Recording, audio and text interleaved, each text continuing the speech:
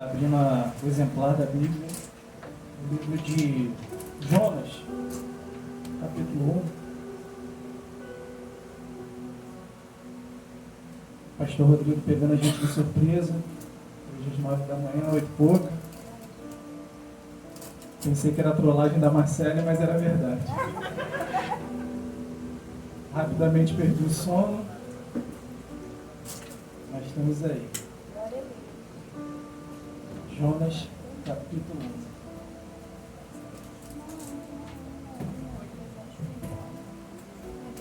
1.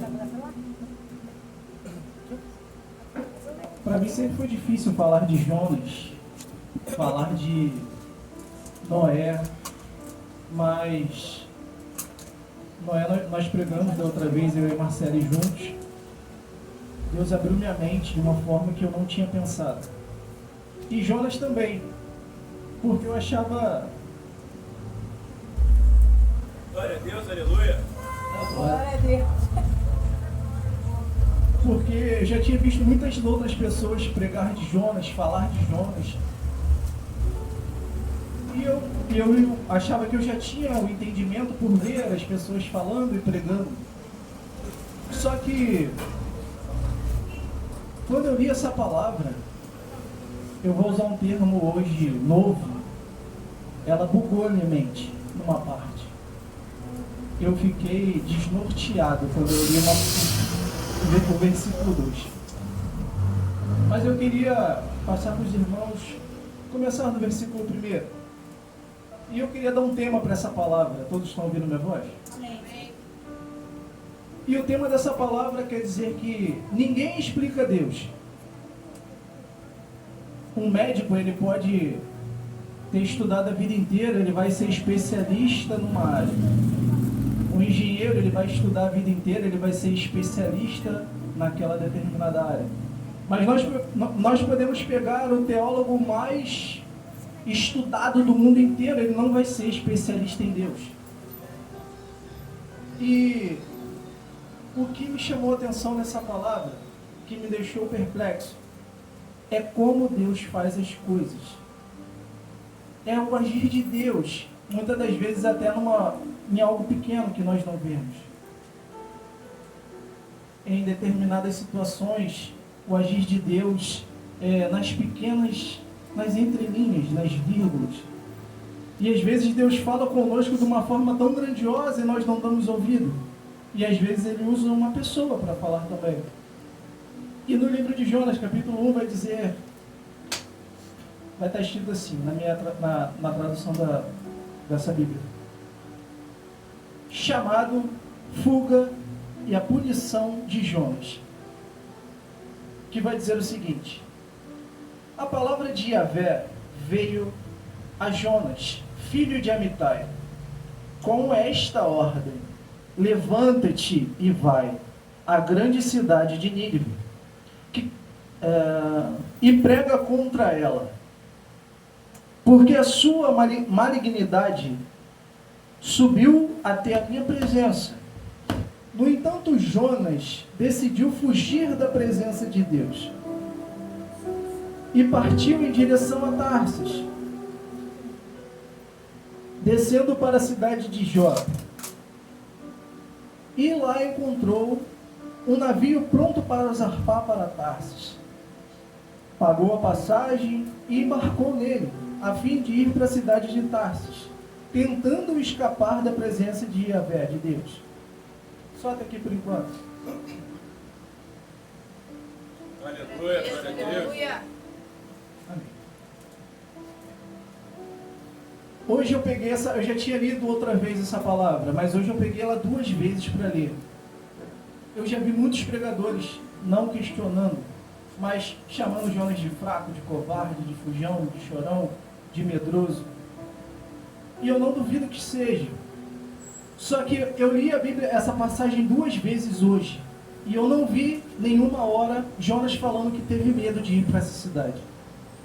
Então o que dá a entender nessa palavra é que ele pode até ter tido medo por causa da perversidade daquele povo.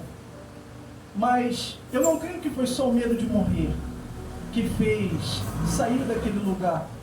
que fez fugir da presença de Deus. Jonas era profeta. Ele sabia da história de Adão. Adão fugiu da presença de Deus, tentou se esconder. Deus sabia de tudo o que tinha acontecido, Deus viu. Então ele sabia que não ia adiantar ele fugir da presença de Deus. Então eu creio que Jonas, ele não foi só o medo da morte que fez ele sair daquela cidade, mas sim, como é que eu posso dizer? O sintoma de justiça, vamos dizer assim. Eu creio que Jonas queria que aquele povo pagasse. Eu creio que Jonas, porque por muito menos Deus puniu severamente Sodoma e Gomorra. Lá atrás, quando Deus destruiu o mundo, ele fez uma promessa a Noé, falou que nunca mais destruiria tudo. Mas Sodoma e Gomorra destruiu a cidade inteira. Porque a malignidade, a maldade das pessoas subiu até a sua presença. Aquele povo foi destruído. E eu creio que isso na cabeça do profeta virou e falou assim: por que não destruiu esse povo também? Porque ele é tão perverso. Mas é aí que está. O tema foi uma pergunta, ninguém explica Deus. Não tem como a gente entender o que Deus quer falar, o que Deus quer fazer. Deus pegou, deu uma ordem: levanta, vai, faz o que eu estou te mandando. O profeta, os servos e profetas, eles, o escolhido, vamos dizer assim, ele, não vou dizer que ele não tem escolha, porque muita gente não concorda, mas eu creio assim. Mas quando Deus dá uma ordem, ele sabe para quem ele deu. Ele poderia muito bem levantar outro e fazer com que cumprisse a sua vontade, mas ele queria que Jonas fosse. Ele tinha algo a tratar com Jonas naquele momento. Ele queria extrair daquele profeta tudo que ele tinha guardado. Tem muita gente que tem medo de perder o que já ganhou. Está dentro da gente. Então, para que nós vamos querer perder o que nós já temos? Nós temos sim que buscar fazer a vontade de Deus. Mas se Deus já nos deu autoridade, se Deus já mandou nós irmos, é porque Ele já preparou todo o cenário, todo o ambiente. É assim que eu creio. Eu já fui Jonas. Eu já fugi. Eu já falei que eu não sabia falar. Eu já falei que eu não sabia me expressar. Eu falava muito em gírias. Moisés teve medo. Moisés falou: não vou, eu tenho a língua presa, eu tenho dificuldade de falar. Quantos outros profetas tiveram dificuldade? Então eu creio que não foi só essa dificuldade de Jonas ir falar. Eu creio que Jonas queria justiça com aquele povo, por toda a maldade que eles fizeram, que eles faziam. Subiu a presença de Deus. Jonas queria que aquele povo sofresse as consequências, eu creio. É o que eu creio. Porque ele sabia que fugir da presença de Deus não ia adiantar nada. E quando nós fugirmos, quando nós saímos da presença de Deus, já tem um barco esperando a gente para poder seguir viagem. O barco estava lá esperando Jonas. O barco estava lá esperando Jonas para poder ir. E chegando mais à frente, no capítulo 4, a Bíblia vai dizer o seguinte: contudo, Yahvé, Deus, fez soprar um forte vento sobre o mar, e caiu uma tempestade tão devastadora que o barco ameaçava arrebentar-se. Todos os marinheiros foram tomados de um grande pânico. Cada um daqueles homens passou a chamar o seu próprio Deus com D minúsculo. Eles lançaram fora a carga do navio para ver se diminuía. Mas o navio continuou se agitando conforme a tempestade. Em nenhum momento a Bíblia vai dizer que, aqui, nessa parte, no verso 4, diz que Deus fez soprar um vento. E o que eu entendo com isso é que muitas das vezes tem vento que é de Deus. Deus sopra para um lado, sopra para o outro, e a pessoa fica balançando para lá e para cá. e ela fica achando que o diabo está fazendo isso na minha vida, Deus permitiu. Tem vento que é Deus que permite para ver como nós vamos nos comportar no meio do processo. Porque quando nós sabemos o propósito, quando Deus fala conosco, nos dá direções do propósito e a gente consegue entender o que nós vamos passar, o que vai acontecer, é mais fácil da gente suportar o processo. É mais fácil. Porque a gente entende que Deus está com a gente, não é porque nós vamos conseguir, porque nós somos fortes. Não é porque nós vamos conseguir, porque nós temos cargos, nós somos importantes. Não, é porque Deus está conosco. Aleluia. Deus que preparou todo o cenário para Jonas. Deus é que faz o mover nas nossas vidas. Muitas das vezes a gente pensa que a dificuldade bateu na nossa porta e que vai dar tudo errado, que acabou. Mas se nós estamos no centro do querer de Deus, nós estamos fazendo a vontade de Deus, nós estamos fazendo tudo o que Deus mandou com que nós fizéssemos, então nós não temos que temer. Vamos ser empurrados para o propósito de qualquer maneira. O inimigo ele vai tentar nos coagir, ele vai tentar nos cercar de todas as maneiras. Ele vai usar pessoas, ele vai criar situações, vai preparar armadilhas.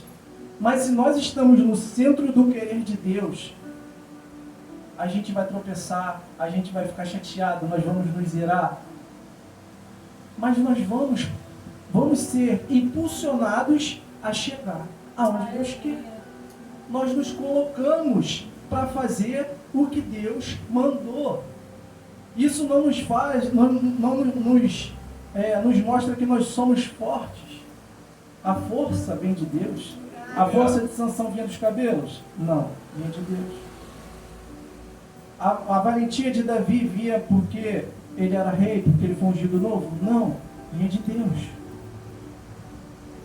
Então nós temos que entender que quando Deus está no controle da nossa vida, vamos passar por dificuldades, mas nós vamos chegar no propósito. Vamos passar pelo vale da sombra da morte, mas vamos chegar no propósito. O único que pode nos tirar do propósito somos nós, quando nós resolvemos dar as costas para o querer de Deus. Porque nós vamos passar por determinadas situações, vamos passar por dificuldade. As coisas vão acontecer de uma forma mais pesada para a nossa vida. E isso vai nos impulsionar a não querer mais saber de Deus. Deus não vai virar as costas para a gente. Só que tem pessoas que muitas das vezes, enquanto está tudo bem, está tudo agradável, ela está vibrando, ela está bem, ela está feliz. Mas quando as coisas começam a acontecer de uma forma errada, ela começa a achar: por que está acontecendo isso comigo? Por que Deus está permitindo isso comigo? Vamos imaginar que o faraó não deu ouvidos ao sonho, à interpretação do sonho de José. Ele ia ficar 7 anos comendo do melhor da terra do Egito. A vaca está gorda, ia estar tudo bom, ia estar tudo próspero. Mas ia vir 7 anos de praga. Ia vir 7 anos de vacas magras. E aí? Ia ter estoque? Ia ter celeiro cheio? Não. Aí ia começar as dificuldades. Deus avisa. A Bíblia vai nos dizer que Deus não permite que nada aconteça sem que antes Ele avise os seus amados servos e profetas. Está escrito. E a segunda parte, e aqui no capítulo 6, vai dizer que o capitão da embarcação indagou Jonas: como tu consegues dormir nessas horas? Levanta-te agora mesmo, começa a clamar o teu Deus. Talvez Ele se lembre de nós e venha e não nos deixe perecer. Deus falou para Jonas: levanta-te, vai. O capitão falou para Jonas: levanta-te, vai. Aleluia. Deus primeiro fala aos nossos corações. Deus depois usa outra pessoa para nos falar. para nos dar o mesmo sinal, para ver que se nós conseguimos conectar. Se Jonas pegasse e ouvisse o capitão, tanto que ele escuta, ele faz, ele sai, ele pede que joguem ele no mar, porque ele sabia que era por causa dele que aquele evento estava acontecendo. Pessoas estavam perecendo por causa dele, e ele é jogado no mar. E eu creio que ali na cabeça dele, isso é o meu pensamento. Acabou. Estou no meio do oceano. As embarcações não vão vir. Demoram a passar. Estou no mar aberto. E agora? E agora que bugou a minha cabeça. E eu fiquei, Senhor, eu li essa passagem hoje 2 vezes. E eu falei, como que pode acontecer o que está escrito na palavra? No capítulo 17 vai dizer que o Senhor fez com que um grande peixe engolisse Jonas. E ele ficou dentro do peixe durante 3 dias e 3 noites.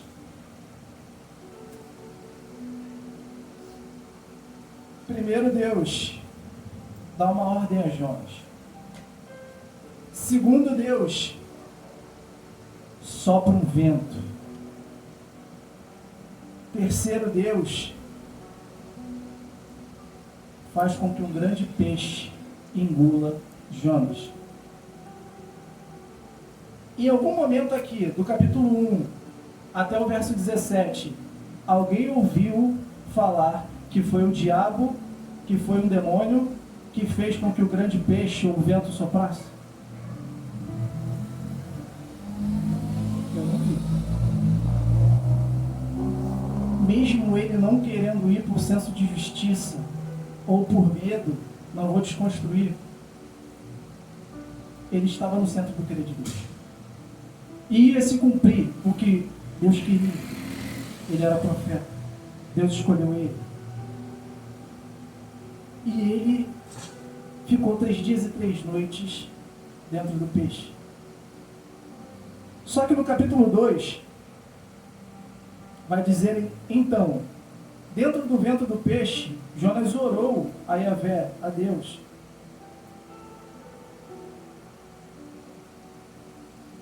O peixe engoliu Jonas, certo? Por que em vez de ir para a barriga, ele foi para o ventre? Eu fiquei me perguntando isso o dia inteiro. A Bíblia não diz que ele foi para a barriga, a Bíblia diz que ele foi para o ventre.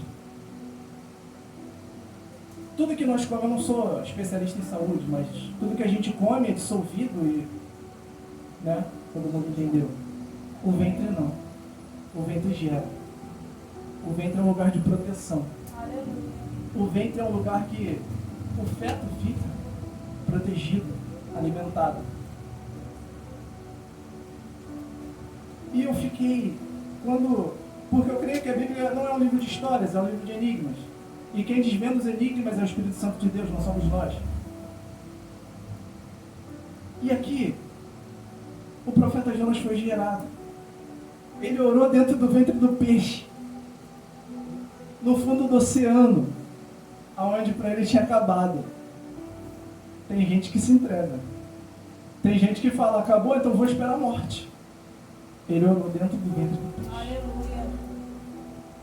E Deus, eu creio que Deus cria, muitas das vezes, a crise para poder gerar a nossa identidade. Deus cria a crise para gerar a nossa identidade. Porque está dentro. É quem nós somos. Nós não somos mais criança. Nós não somos mais pequeninos que precisamos dos nossos pais para poder nos falar o que é certo e o que é errado. Nós sabemos, nós só precisamos do único pai, que é Deus. Ele sim vai nos advertir, está indo pelo caminho errado. Não é da minha vontade. É o que eu quero. Vai por aqui, vai por ali. Levanta! Vai. Te dou uma ordem. A ordem é para ser executada. Deus fez com que aquele homem que estava numa crise existencial entre ele e ele mesmo, ativasse a sua identidade que já estava dentro dele, dentro do ventre do peixe. E Jonas faz a seguinte oração. E disse: em meu desespero, clamei ao Senhor. E ele me respondeu, dentro do ventre da morte. Gritei por livramento. E tu, ó Senhor, ouviste o meu clamor, pois me lançastes nas profundezas do coração dos mares. E as correntezas formaram turbilhões ao meu redor. Todas as grandes ondas passaram sobre mim. E eu pensei, fui expulso da tua presença. Poderei contemplar o teu santo templo mais uma vez? Eis que as águas todas me consertem até as profundezas da minha alma. O abismo me cercou, as algas marinhas me enrolaram a minha cabeça. Afundei até que chegasse aos fundamentos da terra, debaixo cujas trancas me aprisionaram para sempre. No entanto, me fez subir a minha vida de volta da minha sepultura, ó meu Senhor. Essa foi a oração que o profeta fez quando ele restaurou a sua identidade. Quando ele resolveu obedecer a Deus, a Bíblia vai relatar que ele foi cuspido aonde? Em Tarso? Não, em Nínive. Aonde era o propósito dele? Aonde era para ele chegar? Deus permitiu toda essa situação para aquele homem, para aquele profeta, poder relembrar, poder ativar o que já estava dentro dele, por causa do medo ou por causa do senso de justiça. Tanto que mais para frente vai dizer que um pouquinho mais atrás o capitão e os marinheiros começaram a adorar a Deus, esqueceram dos deuses dele. E agora Jonas prega para aquela cidade. Deus fala que vai destruir aquela cidade. E eu creio que o pessoal começou a lembrar de Sodoma e Gomorra. Não quero morrer. Aconteceu. Então o povo se vestiu de pano de saco, ficaram em jejum. Foram libertos. Foram salvos. Então, o tempo da crise, da dificuldade, se estamos no centro do querer de Deus, é para aprendizado. Eu vi um vídeo esses dias que um rapaz chegou e perguntou: o que tem aqui dentro? Água. Se eu apertar essa água, vai sair coca? Vai sair leite? Vai sair suco? Vai sair água. Porque é o que tem dentro. Então, quando Deus nos aperta, quando Deus, nos torce, é para extrair o que tem dentro. Não é para matar. Deus permite o vento para ver a quem nós vamos recorrer. Outras pessoas podiam recorrer a outros deuses dentro do barco. Jonas recorreu a Deus. Outras pessoas poderiam desistir dentro da barriga dentro do ventre do peixe e escolher morrer.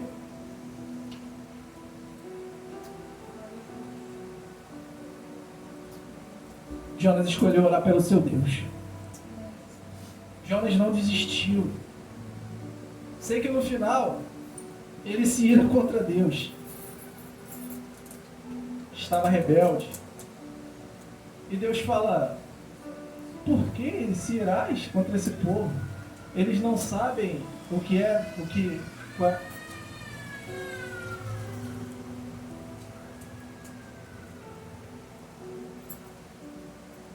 Eu marquei aqui, só que não estou achando. Deus pergunta por que ele se irá contra esse povo. A gente não sabe, a gente não tem dimensão do querer de Deus. Se Deus escolheu destruir Sodoma e Gomorra, se Deus não escolheu destruir Nínive, Deus sabe o motivo, nós não sabemos. Tem coisas que só lá na frente a gente vai conseguir entender. Tem outras coisas que só no paraíso, só no reino, nós vamos conseguir ter o discernimento.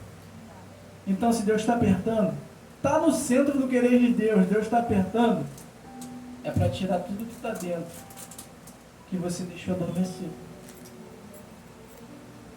Que às vezes, com o tempo, com as dificuldades, você esqueceu quem você era. Perdeu a tua identidade. Como o pastor falou no último culto, Deus está te dando uma nova identidade.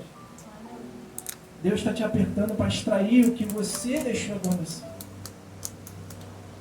Não deixa, não fuja. Porque muitas das vezes o não é difícil.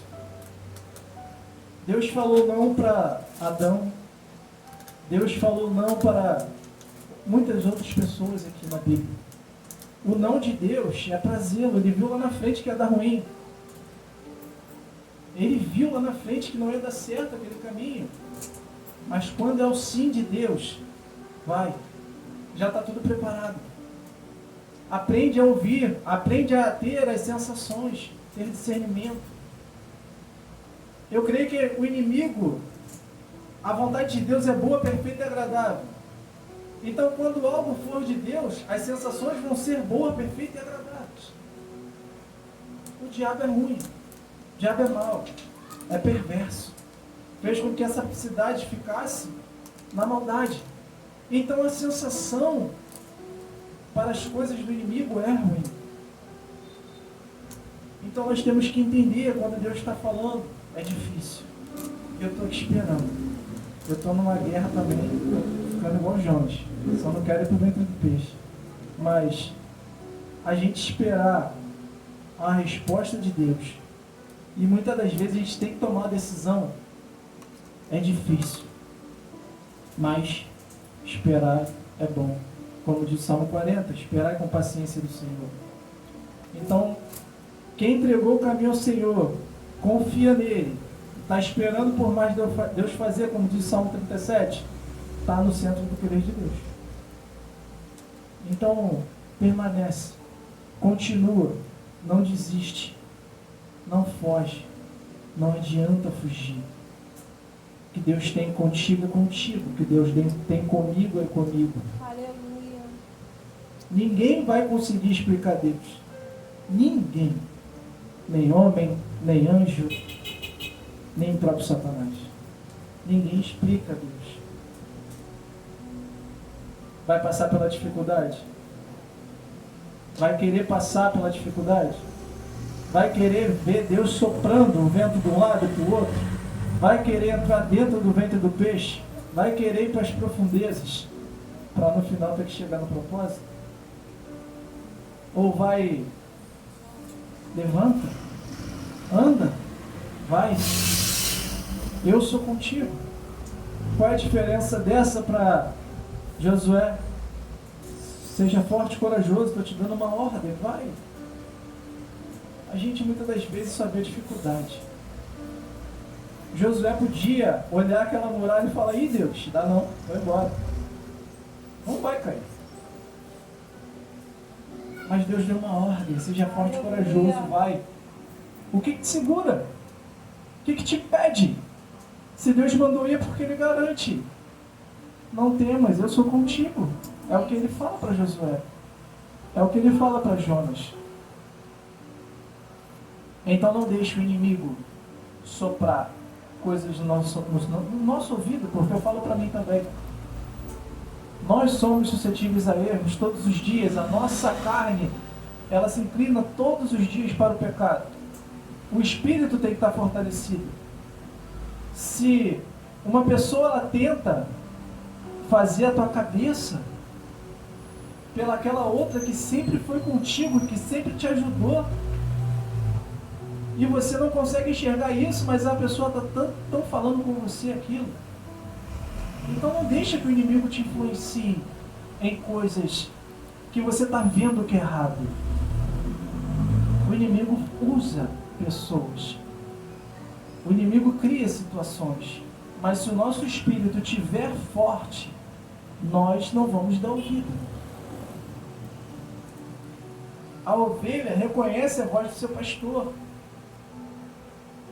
Está escrito na palavra que nós não venhamos a tomar as decisões que Jonas tomou. Fugir. Fugir sim, só da aparência do mal. Rejeitar o diabo, submeter-se a Deus, rejeite ao diabo, que ele fugirá de vós. Mas a Deus não. Deus manda a gente ir. Levanta, vai. Usa outra pessoa, levanta, vai. Mas, se nós não formos, tem a consequência. Mas nós vamos chegar, eu creio. Quem crê comigo, quem liga? Que nós vamos chegar, mesmo difícil, mas para Deus nada é impossível. Amém? Eu agradeço a minha oportunidade em nome de Jesus.